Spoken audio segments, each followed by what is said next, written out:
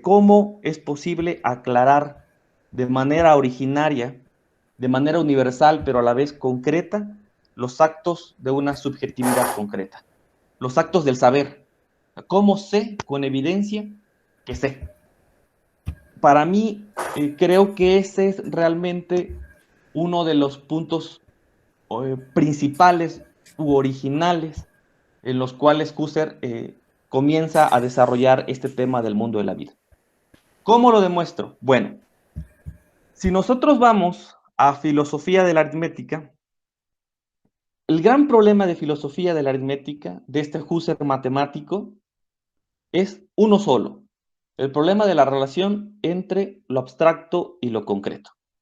¿Cómo se relacionan actos concretos con entidades lógico-universales? Por ejemplo, los números, o por ejemplo, las conectivas lógicas, que para entonces todavía no estaban tan definidas, porque el proyecto freudiano apenas comenzaba. Y hay que recordar que Frege fue el primero en la notación formal de la lógica. Pero por lo menos los objetos de la matemática sí eran muy claros, ¿no? ¿Cómo había esa relación entre lo concreto y lo abstracto? Husserl se da cuenta, a lo largo de todo el libro, ya hacia el final del texto, que hay que apelar, hay que tomar en consideración, además de los actos concretos, del contar, por ejemplo, hay que tomar en consideración exacto, esta es la exposición, los actos concretos que tienen que ver con la simbología usada al momento de contar, ¿no? Esta idea de los actos concretos, como el acto de contar, para después hablar de estos otros actos a nivel del simbolismo que usamos con los números, parece ser ya una pequeña introducción hacia lo que nosotros llamamos vivencias intencionales. En el caso de filosofía de la aritmética, la vivencia intencional, Husserl no la llama así, evidentemente, pero el caso de filosofía de la aritmética, lo que se está describiendo es esta vivencia del contar. ¿Cómo estoy seguro de mi acceso a los números? ¿Cómo estoy seguro, cómo tengo evidencia apodíctica de mi acceso a los números? Ojo, Husserl todavía no habla de esto, o sea, no lo dice así a la letra en filosofía de la aritmética. Y sin embargo, es muy posible ver estas ideas porque Husserl, insisto, comienza ya a hacer este pequeño desarrollo cuasi fenomenológico, de hablar, sí, de, por ejemplo, eh, actos y contenidos. Actos y contenidos. Después de filosofía de aritmética, recuerden, tenemos a la vista el problema de cómo puedo aclarar el conocimiento, en este caso el conocimiento matemático. Después de filosofía aritmética, con la publicación de las investigaciones lógicas, ahora sí, ya con toda la herramienta fenomenológica, con todo el arsenal que significa hacer fenomenología, el problema sigue siendo el mismo.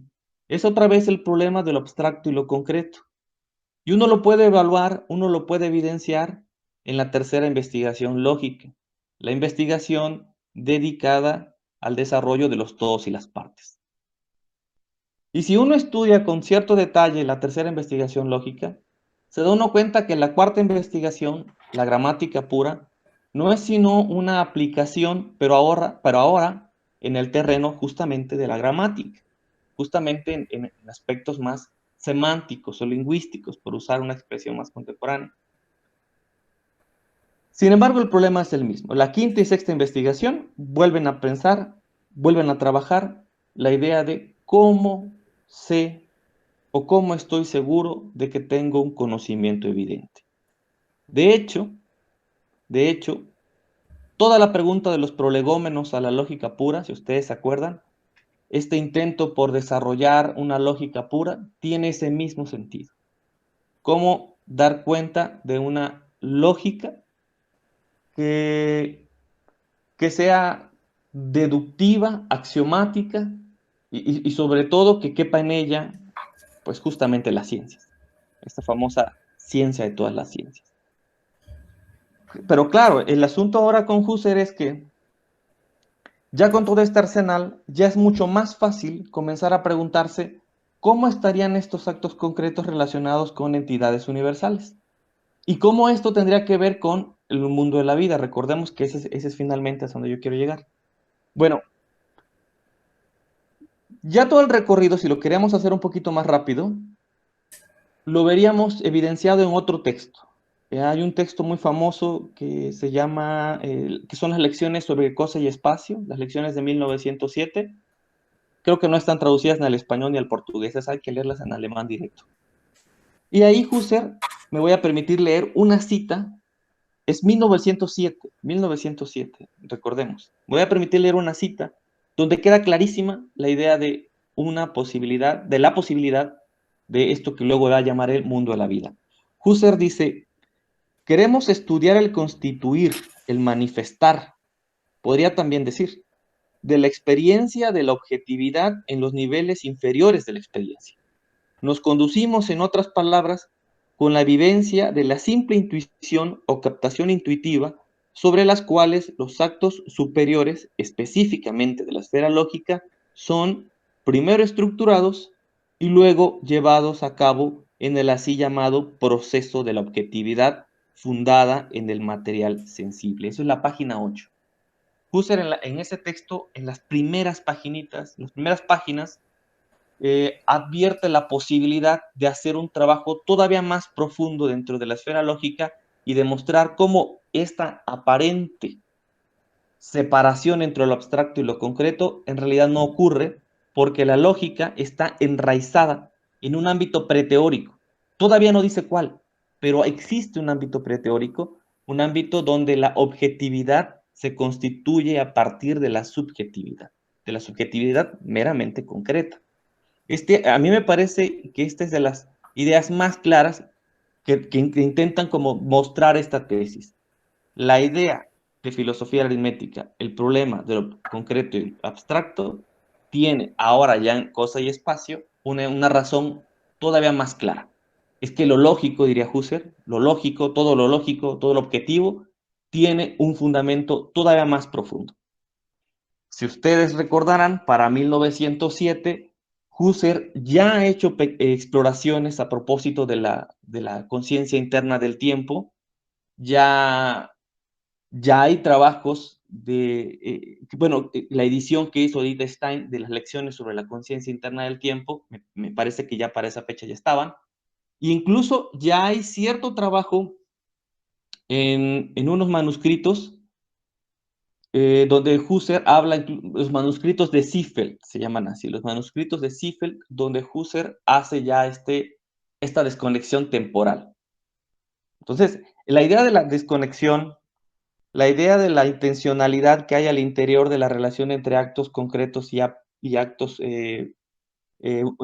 universales o abstractos, comienza entonces preguntándose por la aclaración de un saber y continúa en esa misma línea. ¿Cómo lo evidenciamos? ¿Cómo lo vemos todavía más claro? Si nosotros nos vamos hasta el origen de la geometría, un apéndice que sale también de la crisis de las ciencias europeas, la pregunta vuelve a ser la misma.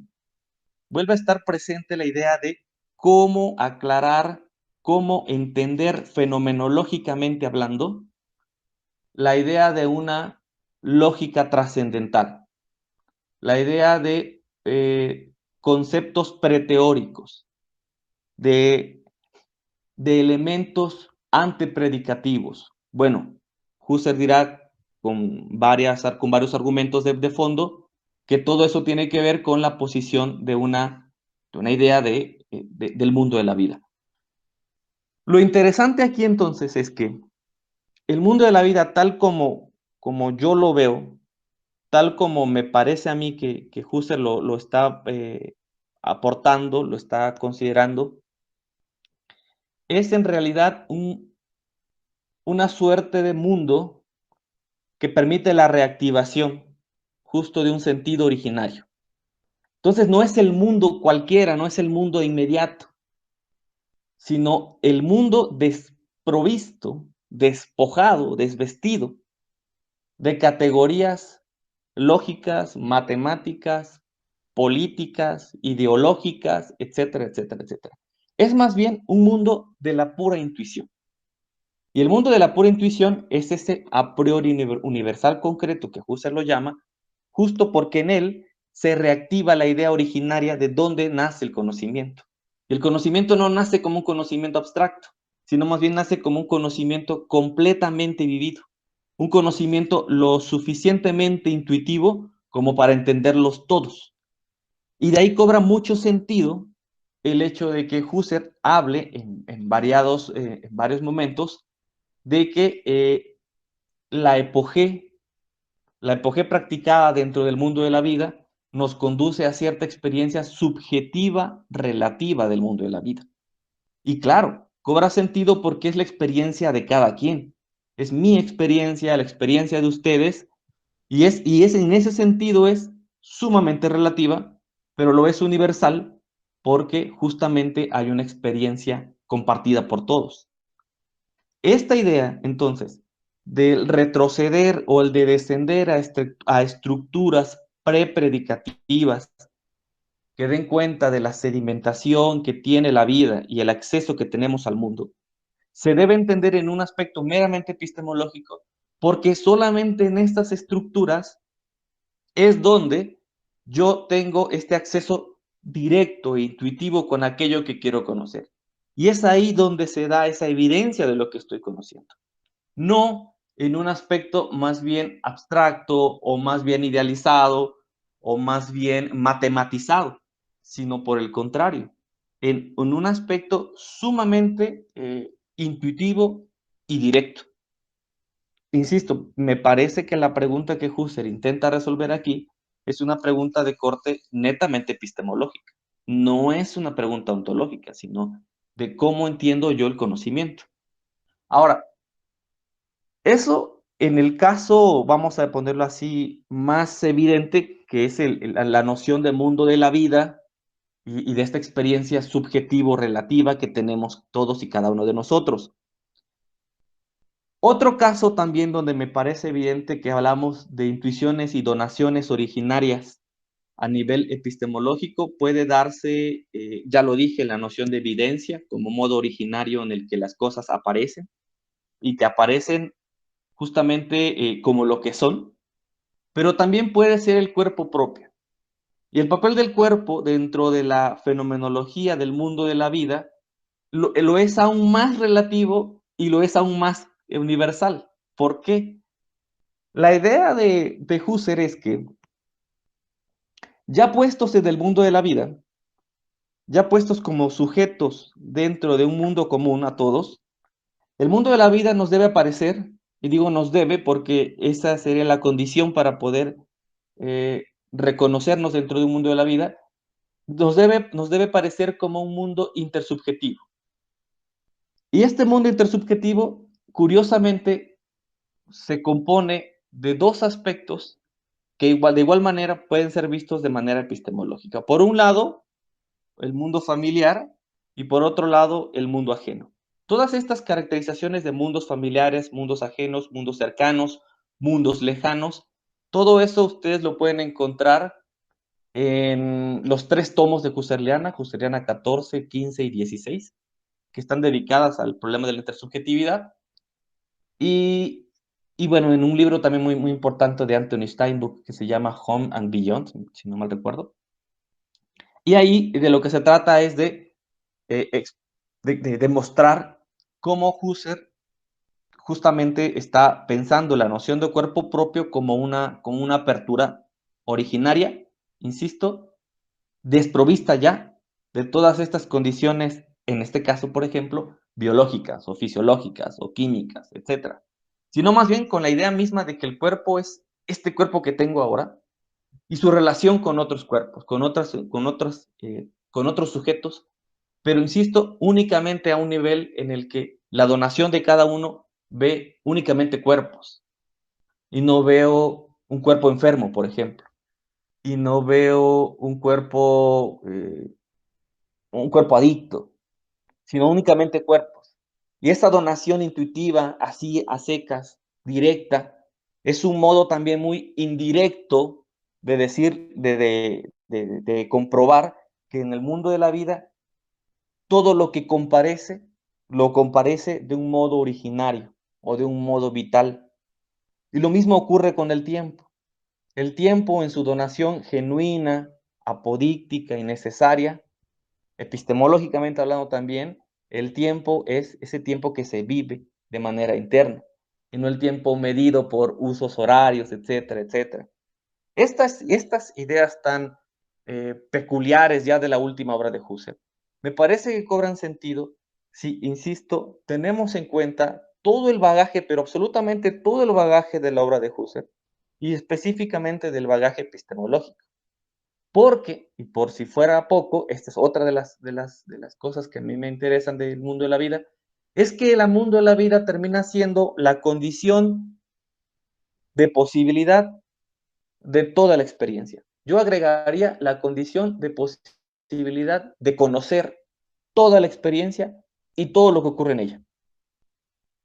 Entonces, con esta idea de pensar el mundo de la vida desde un punto de vista más bien epistemológico y más bien como condición de posibilidad de acceso a todo lo que la realidad nos presenta, creo que Husserl no estaría tan lejos de Merleau-Ponty, por ejemplo. No estaría tan lejos de Richir o de Derrida, bueno, de Derrida quizá, pero más eh, bueno, del propio Schutz, por ejemplo, ¿no? ¿Por qué? Insisto, porque presentaría entonces la idea de mundo de la vida no como un proceso de distanciamiento, no como, como otro mundo que estoy experimentando, sino más bien como el mundo visto de manera más transparente, como el mundo visto, insisto, en su pura comparecencia, no en el reemplazo que generan teorías, sino en el modo en el cual el análisis o de la experiencia que tengo del mundo es directo, sin ningún tipo de encubrimiento. Pero insisto, me parece que la pregunta tendría que ser entonces una pregunta epistemológica precisamente para generar toda esta noción y para comprender con todas sus luces cómo en el mundo de la vida la renuncia a toda teoría, la renuncia a toda ideología, es en realidad la renuncia a todo saber sobre el mundo. Por eso, vuelvo a repetir, la pregunta no es ni ontológica, ni metafísica, sino epistemológica. El mundo de la vida es el mundo, insisto, en el que el saber universal se entiende de una manera más genuina y sobre todo de una manera más comunitaria. Husserl comienza a hablar, en vez de universalidad, de comunidad. El saber es compartido porque es comunitario, porque se da en el seno de una comunidad. ¿Sale? Y entonces, insisto, la renuncia a toda teoría no es una renuncia gratuita, es la renuncia de darnos cuenta de que el saber, ese saber, eh, justamente no es el saber que nosotros estábamos buscando, sino otro de tipo más genuino. Y eso coincide, al menos para mí, con una definición de fenomenología que me gusta mucho, que es la que está en la otra diapositiva. Para mí la fenomenología es la sospecha de saber siempre ya demasiado. La fenomenología es tener la sospecha de saber siempre ya demasiado, de poner en duda ese saber. Y en cuanto se pone en duda ese saber, comienza el trabajo del fenomenólogo. Y puede comenzar, como lo hizo en el caso de Husserl, desde el ámbito de la lógica, desde el ámbito de los problemas lógico-matemáticos, y terminar justamente en esta otra parte. La lógica y la matemática vista desde un ámbito más originario, más mundano, si lo quieren ver así. Desde luego, esta lectura presenta ciertos problemas, porque aquí va la problemática que también me gustaría discutir con ustedes. Hay ciertos autores que cuestionan la posibilidad de este mundo de la vida, fenomenólogos, quiero decir, que cuestionan la posibilidad de ponderar o de postular esta idea del mundo de la vida con base en la siguiente argumentación. Eh, la idea del mundo de la vida, Husserl la presupone, no la descubre. Y esto es interesante, por lo menos en filosofías de las ciencias, porque el contexto de descubrimiento y el contexto de presupuestos parecería que en este caso, en el caso de Husserl, lo obligaban a postular un ámbito donde se pudieran asentar todas estas condiciones, todos estos conceptos que comienzan en filosofía y la aritmética para poder tener todo un sistema, si me permiten esa expresión, todo un sistema filosófico más o menos completo. Es decir, sin la idea del mundo de la vida, sin la postulación del mundo de la vida, pareciera ser que incluso el proyecto fenomenológico se vería en constante peligro. Es más, yo cuestionaría su propia existencia, porque no es sino en el mundo de la vida donde surge todo, donde nace todo. Pero, insisto, la argumentación es básicamente esta. Husserl presupone aquello que debió haber demostrado o aquello que debió haber descubierto. Pareciera que la idea ya estaba todo el tiempo presente, pero había que demostrarla, no simplemente presuponerla. Esto me parece muy interesante porque incluso el estudio, más tarde les hago llegar a través de Luciana el texto que estoy comentando ahora no recuerdo su nombre, pero este estudio lo situaba de manera muy específica en la observación o en la consideración que hace Husserl sobre Galileo. Si cualquiera que haya leído La crisis de las ciencias europeas, se van a dar cuenta que Husserl es bastante agresivo con Galileo, aunque ciertamente no está hablando de Galileo, sino que Galileo es este término genérico para toda la matemática y la física del tiempo de Galileo y del tiempo del propio Husserl, por supuesto. Entonces, la manera en cómo describe la matematización de la naturaleza es a veces excesiva. Yo, yo dudo demasiado que haya un matemático que pierda por completo de vista la realidad, la realidad en la cual está pensando y desde la cual está pensando. Y pareciera ser que en el caso de Husserl, cuando habla de la ciencia moderna, habla de la ciencia de una manera tal como si la ciencia no hiciera nada humano, como si la ciencia nada tuviera que ver con la naturaleza. Y esa es una pista interesante porque la matemática que Husserl critica, la matemática moderna y la matemática contemporánea, curiosamente es una matemática que está muy ligada al ámbito de la realidad, por supuesto, y al ámbito de la naturaleza. Lo suficientemente arraigada como para que Husserl no lo hubiera visto. Incluso hasta una teoría tan extraña como la teoría de conjuntos tiene aplicaciones y nace del mismo trabajo de la naturaleza. Incluso tiene una lectura ontológica. Toda la obra de Cantor puede también leerse a la luz de la obra de Platón, por ejemplo. Cantor era un extraordinario lector de Platón y tenía muy en mente esta idea de otra vez, de lo abstracto y lo concreto. Sobre todo el concepto de infinito. Y el concepto de infinito lo pueden encontrar en Bolzano, por ejemplo. Bolzano era un teólogo, un filósofo muy importante y que no perdió de vista tampoco la idea de la naturaleza y su relación con el infinito. Entonces, pareciera ser, pues, que esta idea de postular el mundo de la vida, de describir el trabajo de la ciencia de una manera tan radical, de una manera tan compleja, pero sobre todo con cierta denostación al trabajo del científico, me parece que fue un exceso del propio Husserl. Pero es un exceso que comienza a ser justificado para poder usarse y para poder mostrar que además de ese mundo existía este otro, ¿no? El mundo de la vida, del cual evidentemente todo, bueno, evidentemente entre comillas, todo comienza a surgir. Bueno, ya para ir cerrando la brevísima charla que preparé, me parecen también que la idea de una lectura epistemológica en la obra de Husserl nos permitiría comprender otros aspectos, además del mundo de la vida, que poco han sido estudiados. Por ejemplo, la relación entre Husserl y Frege. que es una relación muy compleja, muy interesante. Si uno estudia la epistemología y la semántica que pueden empatar con los dos, también te das cuenta que Husserl hizo malas lecturas de sus compañeros lógicos de su tiempo. Y esas lecturas, esas malas lecturas, lo llevaron a cierto desarrollo interesante, pero finalmente venida de malas lecturas, una mala lectura de Frege, insisto, de una mala interpretación del propio Carnap. Y eso se demuestra de manera muy, muy fácil.